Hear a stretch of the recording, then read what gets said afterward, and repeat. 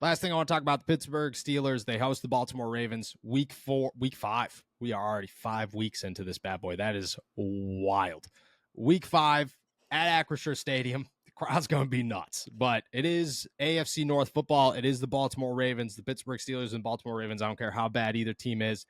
I mean, we've seen some duels with Snoop Huntley and Mitch Trubisky, and they've been good times. So I expect a great game.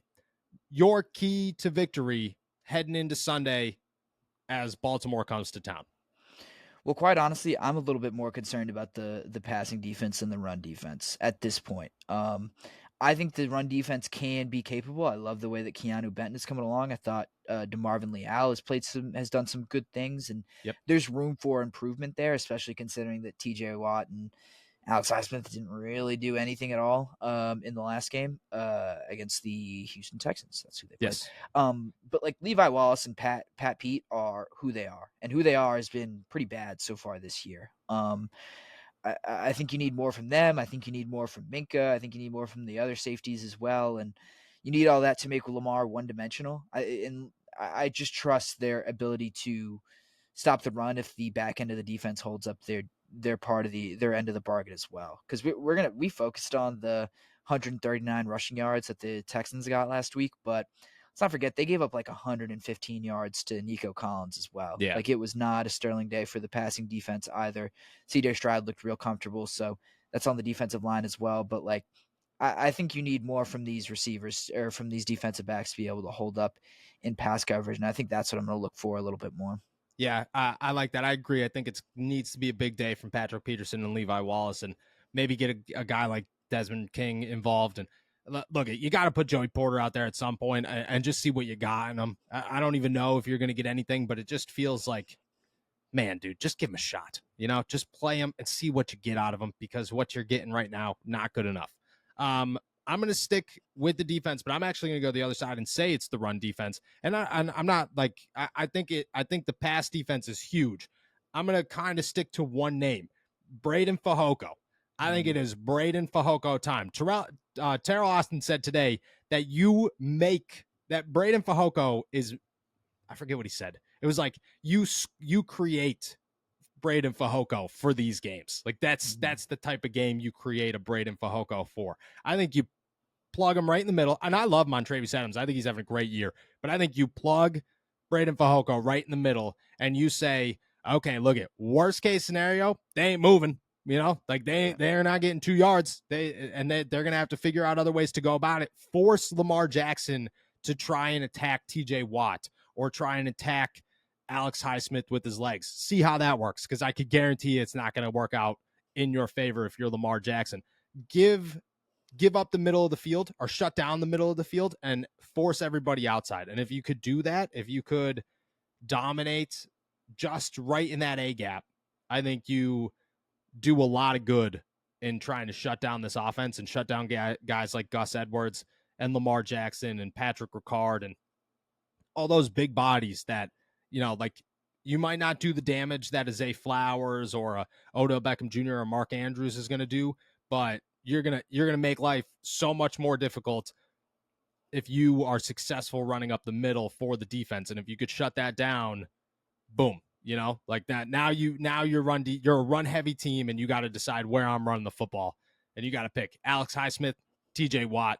I'm not in favor of either of those guys. So I'm saying Braden Fehoko is my key to victory this week. Yeah, I like that. I'm a big Braden Fehoko guy. I love his ability to just kind of eat up space in the middle there. I think if you plug Braden Fehoko in there and he does what he's supposed to do, which, like I said, just eat space up, plug the middle of the defense, that opens up a lot of opportunities for TJ Watt and Alex Highsmith to really get active, and increases your chances of making Lamar Jackson one-dimensional. He's a much better runner than he is a thrower. He's not a bad thrower, but he's much more dangerous with his legs and much more electric with his legs. So I think you are much more comfortable with him sitting in the pocket maybe. And then also, again, just letting, if you're able to stop the run a little bit more, especially up the middle, that allows Alex Highsmith and TJ Watt to, again, pin their ears back and really do what they do best. So I love that. I would love to see more Braden Fehoko in there. I'm a big fan of that. Yeah. I talked to him today, and he said that they told him to prepare as if he's going to get a helmet. Very excited. Also said that he said the only game that would be better to make a Steelers debut besides Steelers Ravens would be the Super Bowl. And I was like, that's a fair enough. That's a good one. That's a good one. All right. Best time of the week. We struggled mightily last week with this one. I don't even want to bring up the scores, but the Pittsburgh Steelers, 4.5-point dogs to the Ravens in week 5. I think I've already said this. I think the Pittsburgh Steelers are going to pull out a win, but we'll get to me in a second. What's your score? What's your picks here? Week 5. For the first time this season, I'm going to pick against the Pittsburgh Steelers. I do not think they pull this one out. I got to see it, man. I think they can win this game. I think it's going to be close. I think they will cover that 4.5, but I just have a hard time seeing how they. I have not a hard time seeing how they pull this one out, but I just don't really see it happening. They're not looking good. I don't like the injuries that they've had. I think they're going to be limited in some ways. So give me the Ravens 17-13 this week. 17-13 Ravens. Oof. Okay. I think the Steelers are going to pull this one out. And let me be clear, okay? The part of me that knows the Pittsburgh Steelers, that has covered the Pittsburgh Steelers for as long as I have, that has watched the Pittsburgh Steelers my entire life. This is a game they win, and that is why I believe that they're going to win. This is just what they do. It's ridiculous. This is where Mike Tomlin shines his best, and it's nonsense because you should shine your best when your team is good, not when your team is bad. But that's what makes Mike Tomlin Mike Tomlin. The logical part of me says the Pittsburgh Steelers are about to get smoked by the Ravens. Like it's going to be like a 24-6 game or something ridiculous. And it's going to be the end of the down. It's going to be more of the downfall. They're going to go into the bye week. Things are going to be terrible. But I got to stick with my gut, and I got to stick. And my gut is even telling me, like, dude, you're wrong. Like that's how bad things have gotten. Like I just don't know.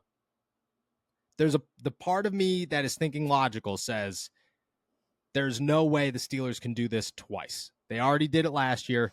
There's no way they could do this again. But this is just what they do. I'm going to say the Pittsburgh Steelers pull this one off. I'm going to say 20. I'm going to